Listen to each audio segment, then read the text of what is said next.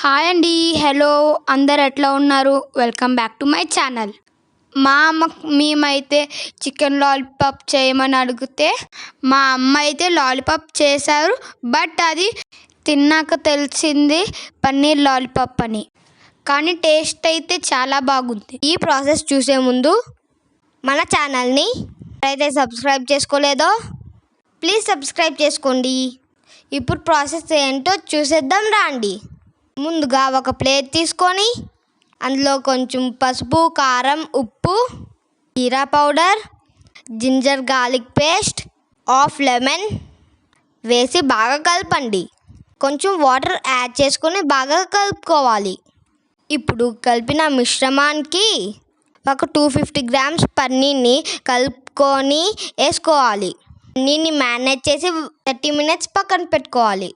లోగా మనం ఒక బౌల్ తీసుకొని ఒక 3 స్పూన్స్ కార్న్ఫ్లోర్ కొని వాటర్తో మిక్స్ చేసి పక్కన పెట్టుకోవాలి. ఇప్పుడు మనం మ్యారినేట్ చేసిన ఎగ్ క్యూబ్స్ని తీసుకొని కార్న్ఫ్లోర్ వాటర్లో డ్రిప్ చేయాలి. క్రామ్స్తో కోట్ చేసుకోవాలి. ఈ కోట్ చేసిన పన్నీర్ లాలీపాప్ని ఫ్రై చేయాలి. ఇప్పుడు చూడండి, ఈ విధంగా ఆయిల్లో వేసుకొని ఫ్రై చేసుకోవాలి. ఆయిల్ ఫుడ్ రోజు తినకూడదు, మంత్లీ 1 టైం తినాలి. ఆయిల్ ఫుడ్ హెల్త్కి మంచిది కాదు. ఆయిల్ ఫుడ్ని కాస్త అవాయిడ్ చేయండి. అందరూ మన ఆరోగ్యాన్ని మనమే కాపాడుకుందాం. చూసారా, ఇక్కడ కూడా మా అమ్మకి మేము హెల్ప్ చేస్తున్నాం. కూడా కొన్ని పన్నీర్ని కోట్ చేసాం. మా అమ్మకి చాలా బాగా హెల్ప్ చేస్తాం. పిల్లలు అందరూ మమ్మీస్కి హెల్ప్ చేయండి. Crispy paneer lollipop ready. చూసారా ఎంత బాగా వచ్చిందో క్రిస్పీగా.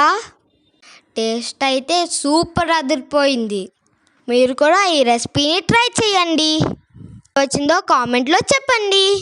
ఈ రెసిపీని ఇంకో ఒక్కరికి షేర్ చేయండి. మాట్లాడే మాటల్లో ఏదైనా తప్పు ఉంటే క్షమించండి.